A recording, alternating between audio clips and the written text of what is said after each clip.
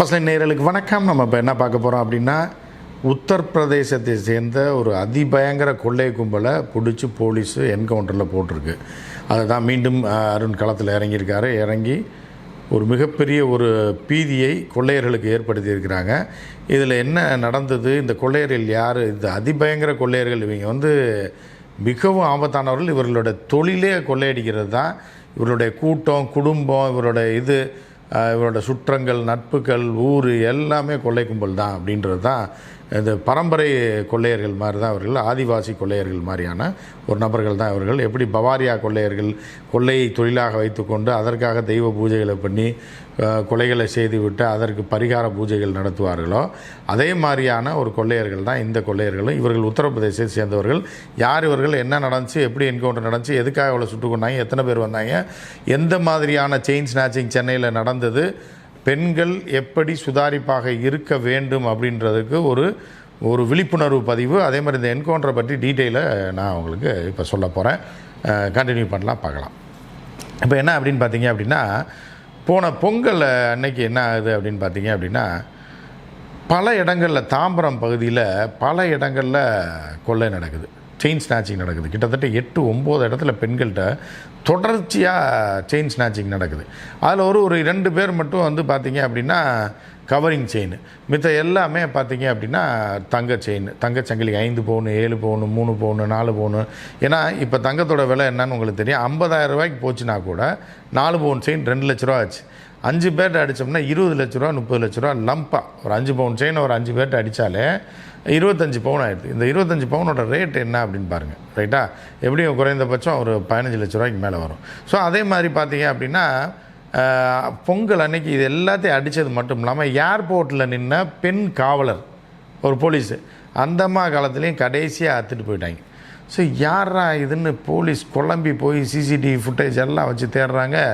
நீட்டாக ஹெல்மெட் போட்டு, அழகாக முகமூடி போட்டு, அது மேலே ஹெல்மெட் போட்டு 2 பேர் பைக்கில் போகிறாங்க. இந்த காட்சிகள் மட்டும்தான் காவல்துறையிட்ட சிக்குது, வேறு எதுவுமே சிக்கலை, வேறு போட்டே தெரியல.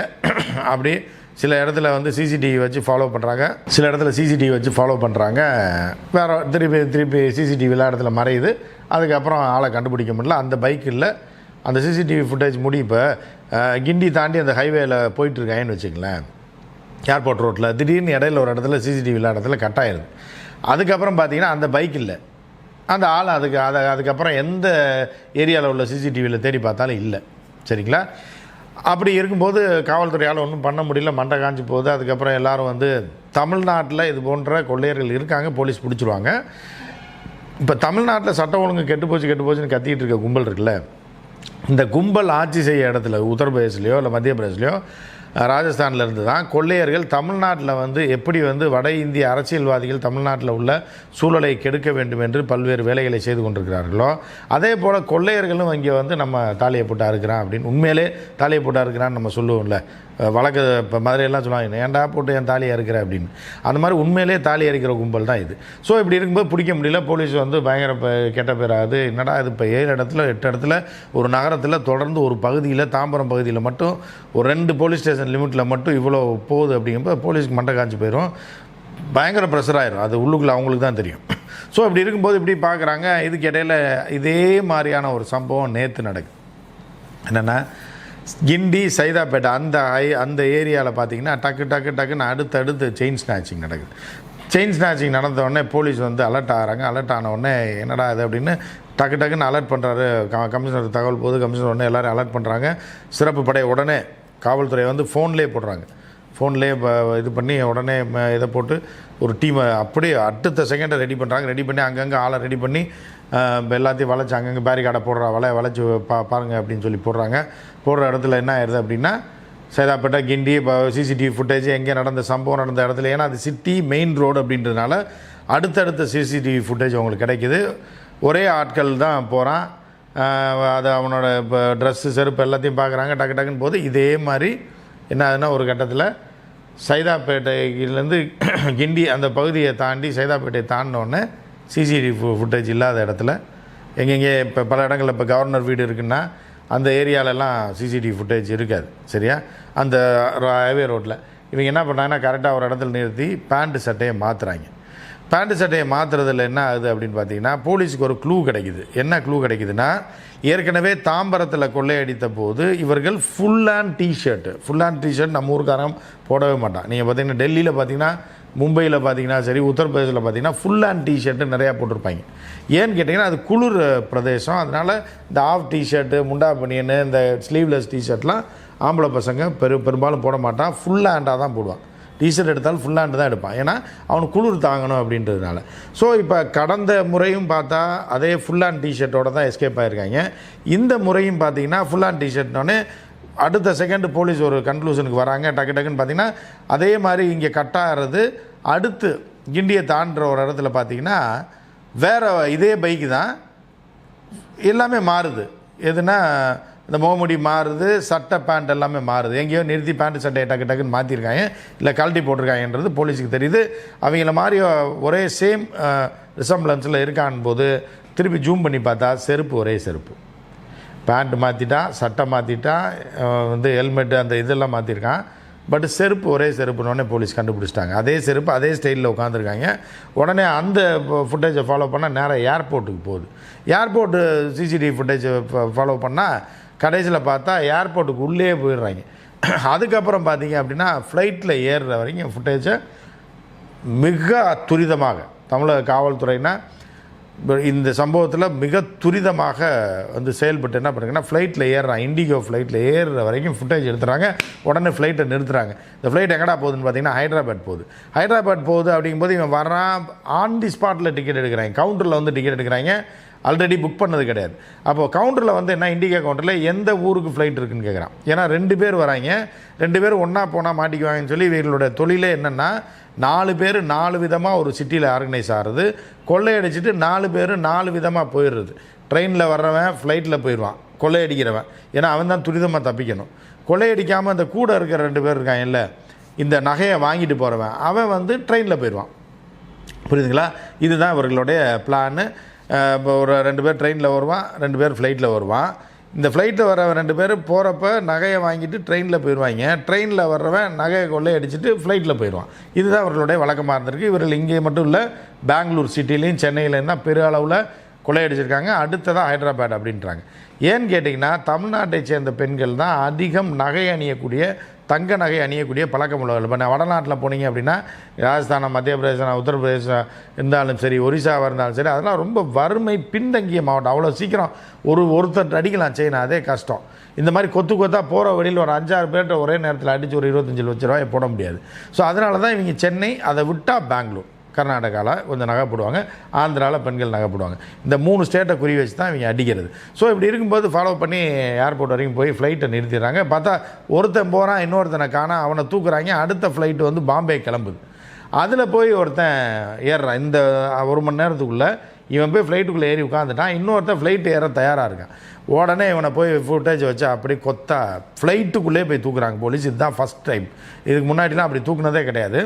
அது மிகப்பெரிய கடத்தல்காரர்கள் அந்த மாதிரி ஆட்களை தான் ஃப்ளைட்டுக்குள்ளே போய் தூக்குற அளவுக்கு ஏற்கனவே ப்ரீ பிளான்டாக பண்ணுவாங்க. ஆனால் ப்ரீ பிளான்டாக இல்லாமல் கொள்ளையர்களை இவ்வளோ ஃபாஸ்ட்டாக போய் பிடிச்சது சென்னை போலீஸை தவிர யாருமே கிடையாது அப்படின்லாம். ஏன்னா இது எவ்வளோ கஷ்டம், எப்படி ஃபாலோ பண்ணுறது. ஏன்னா சிசிடிவி ஃபுட்டேஜ் கண்ட்ரோல் ரூம்லேருந்து ஃபாலோ பண்ணி இவன் அங்கே போயிட்டான்னு கண்டுபிடிக்கிறதுக்குள்ள அந்த ஃப்ளைட் அங்கேருந்து கிளம்பிடுங்கேருந்து இன்ஃபர்மேஷன் சொல்லி போகிறதுக்குள்ள அவன் ஏர்போர்ட்டுக்குள்ளே போயிட்டு ஃப்ளைட்டில் ஏறுறான். அவன் யாருன்னு தெரில. அதுக்கப்புறம் கவுண்டரில் கேட்குறாங்க, இவன் எந்த ஊருக்கு டிக்கெட் எடுத்தானே ஹைதராபாத். இவன் என்ன கேட்டான் அப்படின்னு கேட்கும்போது அவசரமாக அடுத்த ஃப்ளைட் எங்கே போகுதுன்னு கேட்டு தான் டிக்கெட் எடுத்தானே போலீஸ் சந்தேகம் வருது. அதாவது இப்போ ஹைதராபாத் போகிறோம், ஹைதராபாத் டிக்கெட் இருக்கா, அடுத்த ஃப்ளைட் இருக்கான்னு கேட்பான். அடுத்து எந்த ஃப்ளைட் கிளம்புது, எந்த ஃப்ளைட்டில் டிக்கெட் இருக்குன்னு இவன் கேட்டான்றதை வச்சு தான் போலீஸ் ட்ரேஸ் அவுட் பண்ணி தூக்கிட்டாங்க. தூக்கி கொண்டு துவைச்சதில் பாம்பே ஃப்ளைட்டில் ஒருத்தன் உட்காந்துருக்கான்றதை அவன் சொல்லிட்டான். சொன்ன உடனே டக்குன்னு அடுத்த கட்டமாக ஒரு மணி நேரத்தில் கிளம்பக்கூடிய பாம்பே ஃப்ளைட்டை மறித்து அதுலேருந்து ஒருத்தனை தூக்குறாங்க. இவங்க 2 பேர், ஒருத்தன் பேர் ஜாஃபர், இன்னொருத்தன் பேர் சூரஜ். ஸோ இவங்க 2 பேரையும் தூக்குறாங்க. இது ஜாஃபர் தான் அந்த கூட்டத்துக்கு தலைவன் மாதிரி. இவன் தான் ஏற்கனவே தாம்பரத்தில் கொள்ளையடித்ததாக காவல்துறை தற்போது ஒரு க்ளூ கொடுக்குறாங்க. தூக்கிட்டு துவைச்சி பார்த்தா இவங்க இந்த பவாரியா கொள்ளையர்கள் மாதிரி உத்தரப்பிரதேசில் இருக்கக்கூடிய ஈரானி கொள்ளையர்கள்னால் இவர்கள் பார்ப்பதற்கு பயங்கர டீசெண்டாகவும் அழகாக இருப்பான். நீட்டாக தாடியெலாம் வச்சு பார்க்குறதுக்கு சிகப்பாக இருப்பான், நீட்டாக இருப்பான், ஒரு ஃபுல் ஹேண்டு டிஷர்ட்டு. இவனை கொள்ளைக்காரனாகவே யாரும் பார்க்க முடியாது அப்படின்ற மாதிரியான இருப்பான். நல்ல ஃபிசிக்கு, நல்ல எக்ஸசைஸ் பாடி, ஆள் நல்ல ஒரு இந்தி பட ஹீரோ மாதிரி தான் இருப்பாங்க இவங்களோட ப்ளஸ்ஸே அதுதான். அதனால் யாரும் அவ்வளோ சீக்கிரம் பொருளை கொள்ளையர்களாக செயின் ஸ்நாச்சராக பார்க்க முடியாது. அவன் ஹெல்மெட்டே அதை இதையும் கழட்டிட்டு சாதாரணமாயிட்டான் அப்படின்னா பயங்கர லுக்காக மாறிடுவான். ஸோ இதனால தான் கடந்த முறையெல்லாம் மாட்டலை. உடனே என்ன பண்ணுறாங்கன்னா போலீஸு தூக்கிட்டு வந்து துவைக்கிறதுல 4 பேர் வந்தோன்னு ஒத்துக்கிறான். மீதி 2 பேர் எங்கடான்னா ட்ரெயினில் போயிட்டுருக்கான். எங்கடா போயிட்டுருக்கான்னா ஹைதராபாத். உடனே சாயந்தரம் ஹைதராபாத் ட்ரெயின், அந்த ட்ரெயினை ஃபாலோ பண்ணி இடையில மறித்து அவங்களையும் தமிழக காவல்துறை தூக்கிடுறாங்க. நைட்டுக்குள்ளேயே தூக்கிடுறாங்க. அவங்க 2 பேரையும் பிடிச்சி ரகசிய இடத்துல வச்சு விசாரிக்கும் போது இவங்கெல்லாம் ஒரு பெரிய கொள்ளை கும்பல் அப்படின்னு. இதில் இதுக்கு அடுத்து ஒன்றா என்ன பண்ணுறாங்கன்னா, அடுத்து என்கவுண்டரில் போட்டால் தான் திரும்ப வரமாட்டாங்கன்றதுக்காக தான் இந்த செயல் செய்கிறாங்க. ஏன்னா இந்த கொள்ளையர்களை பிடிச்சிங்கன்னா இவங்களுக்கு தண்டனையே கொடுக்க முடியாது, கொண்டு போய் கோர்ட்டில் நிறுத்துவீங்க. அதிகபட்சம் இவர்கள் மொழி பிரச்சனை காரணமாகவும் ஆதாரங்களை சப்மிட் பண்ணி இவங்களை உள்ளே பிடிச்சி போட்டாலும் செயின் ஸ்நாச்சிங்க்கு பெரிய அளவில் தண்டனையெல்லாம் கிடையாது. ஒரு 3 மாதமோ 6 மாதத்துலேயோ வக்கீலை வச்சு பெயிலில் வந்துடுவாங்க. வந்துட்டு ஊருக்கு எஸ்கேப் ஆகி ஓடிடுவான். அதுக்கப்புறம் இவனை பிடிக்கவே முடியாது. அப்போ கொஞ்ச நாளைக்கு ஒரு 2 வருஷத்துக்கு இந்த பக்கமே வரமாட்டாங்க. பெங்களூர் பக்கம், ஹைதராபாத் பக்கம் கொள்ளையடிச்சிட்டு இருப்பாங்க. அடுத்து 2 வருஷம், ஒரு வருஷம் கழித்து திருப்பி அதே ஆள் இங்கே கொள்ளையடிச்சிட்டு போவான். ஏன்னா ஸோ இவர்களை இது பண்ண முடியாது. இந்த இடத்த ட்ரேஸ் அவுட் பண்ணி நீங்கள் உத்தரப்பிரதேசில் போனாலும் அந்த காவல்துறை உங்களுக்கு உடன்படாது. நம்ம காவல்துறைக்கு மரியாதை கொடுத்து இவங்களை பிடிச்சலாம் தராது. இங்கே ஊர்லேயே கொள்ளையடிச்சிட்டு போயிட்டுருக்கேன், இவனை நாங்கள் எங்கேயா பிடிக்கிறதுன்ற மாதிரி. ஏன்னா அவங்களுக்கும் தலைவலி. ஸோ அதனால் செய்ய மாட்டார்கள்ன்றனால தான் இப்போ என்கவுண்டரில் போட்டாங்கன்னு வைங்க. அதுக்கப்புறம் இந்த கும்பல் எல்லாரும் தெரிஞ்சு தமிழ்நாடு போனால் சுட்டு கொண்டு விடுவார்கள், காவல்துறை பயங்கரமாக ஆக்ஷன் எடுப்பாங்க, நம்ம ஃப்ளைட்டில் போனாலும் தூக்கிடுவாங்க. இனிமேல் ஃப்ளைட்டும் வாட்ச் பண்ணப்படும். இங்கே கொள்ளை நடக்குது, தொடர் செயின் அறுப்பு சென்னையில் நடக்குதுன்னா முதல் முறையாக இப்போ ஏர்போர்ட்டில் சர்ச் பண்ணியிருக்காங்க இல்லையா, அதே மாதிரி இனிமேல் தொடர் சம்பவங்களை சென்னையில் செய்தால் அடுத்த செகண்ட் ஏர்போர்ட்டில் இருக்கிற சிசிடிவி ஃபுட்டேஜையும் தூக்கி நம்ம ஏர்போர்ட்டில் போனாலும் தூக்கிடுவாங்க, ட்ரெயினில் போனாலும் தூக்கிடுவாங்க அப்படின்ற ஒரு அச்சம் அவர்களுக்கு வரும். இன்னும் அட்லீஸ்ட் ஒரு 2-3 வருஷத்துக்குனாலும் இந்த பக்கமே தலை காட்ட மாட்டான் இந்த உத்தரப்பிரதேச கொள்ளையர்கள்.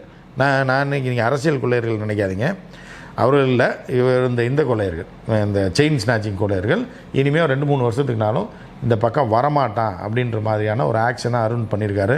இந்த ஆக்ஷன் அதிபயங்கர ஆக்ஷன். நைட்டாக இந்த ஜாஃபர்ன்றவனை இப்போ காவல்துறை வழக்கம் போல் அவனை கூட்டு போய் நகையை விசாரிக்க போனதாகவும் அவன் ஒரு துப்பாக்கி எடுத்து சுட பார்த்ததாகவும் இவர்களில் உயிரை பாதுகாத்து கொள்வதற்காக காவல்துறை பதிலுக்கு சுட்ட போது அவன் பாபா மருகையான்னு போய் சேர்ந்துட்டான் அப்படின்ற மாதிரி ஒரு அறிக்கையை இன்றைக்கி அருண் கொடுக்கலாம். இன்னும் கொஞ்சம் நேரத்தில் கமிஷனர் அருண் பேசுவார். ஸோ பேசுகிறதுக்கான வாய்ப்புகள் இருக்குது. ஸோ இப்போ இது காவல்துறையோட இந்த அதிரடி ஆக்ஷன் இன்னும் செயின் ஸ்நாச்சர்களுக்கு, உள்ளூர் செயின் ஸ்நாச்சர்களுக்கும் சரி வெளியூர் கொள்ளையர்களுக்கும் ஒரு மிகப்பெரிய ஒரு செக்காக இருக்கும் அப்படின்னு நம்ம பார்க்கலாம். கமிஷனர் அருண் வந்ததுக்கப்புறம் அவரோட ஆக்ஷன்னால தான் ரவுடிசம் சென்னையில் டோட்டலாக குறைஞ்சிது அப்படின்னு நம்ம எல்லாருக்குமே தெரியும். இதை பற்றி நம்ம நிறையா வீடியோ போட்டிருக்கோம், நீங்கள் பல இது எடுத்து பார்த்தா தெரியும். இதை போன்ற கமிஷனர்கள்னால தான் நம்ம அடுத்தடுத்த கட்டத்தில் பாதுகாப்பாக நாம் உணர முடியும் அப்படின்றத பார்க்குறோம். அதே மாதிரி பார்த்தீங்க அப்படின்னா நீங்கள் அந்த இப்போ இவனையும் அதே மாதிரி தான். எங்கேன்னா நம்ம யூனிவர்சிட்டியில் அந்த பெண்ணுக்கு நேர்த்தது அவனை ஒரே நாளில் காவல்துறை தூக்குனாங்க சிசிடிவி ஃபுட்டேஜை வச்சு. இதெல்லாம் உண்மையிலே வரவேற்கத்தக்க ஒரு விஷயம். இது போன்று இருந்தால் நிச்சயமாக மக்களும் பெண்களும் எல்லோரும் நிம்மதியாக இருப்பாங்க அப்படின்றதுல எந்த மாற்று கருத்து இல்லை. எதிர்கட்சிக்காரன் கத்திட்டு தான் கிடப்பான், அவனுக்கு இலவும் தெரியாது எட்டும் தெரியாதுன்ற மாதிரி பண்ணாமலாம் எதையாவது ஒன்று பொய்யை சொல்லிவிட்டு சட்ட ஒழுங்கு கெட்டு போச்சு, சட்ட ஒழுங்கு கெட்டு போச்சுன்னு எந்த கட்சிக்காரன் சொன்னானா எவன ஆதிக்கம் இருக்கக்கூடிய மாநிலத்திலிருந்து வந்த கொள்ளைன்னு நைட்டாக போட்டதில் தான் இவர்களுக்கும் ஒரு எச்சரிக்கை அப்படின்ற மாதிரி நம்ம பார்க்கலாம். ஏன்னா நீ இதை கத்திக்கிட்டே இருக்காத, சட்ட ஒழுங்கு கெட்டு போச்சுன்னு இந்த ஊருக்காரன் எதுவும் பண்ணலை, ஆட்சி நடக்கக்கூடிய மாநிலத்தில் வந்தால் இந்த செய்தியை செஞ்சுருக்காங்க, அவனுக்கு என்ன தண்டனை கொடுத்தோம் பாரு அப்படின்ற மாதிரியான ஒரு சமிக்கையும் காவல்துறை மறைமுகமாக இந்த டுபாக்கூர்களுக்கு எச்சரிக்கை விடுத்திருக்கிறது, கொள்ளையர்களுக்கும் எச்சரிக்கை விடுத்துட்ருக்கிறது, இந்த சங்கிகளுக்கும் ஒரு நாங்கள் எப்படி ஆக்ஷன் எடுப்போம் அப்படின்றத அந்த திறமையை காட்டியிருக்கிறார்கள் அப்படின்னு நம்ம பார்க்கலாம். மற்றும் ஒரு நிகழ்ச்சியில் சந்திப்போம். நன்றி, வணக்கம்.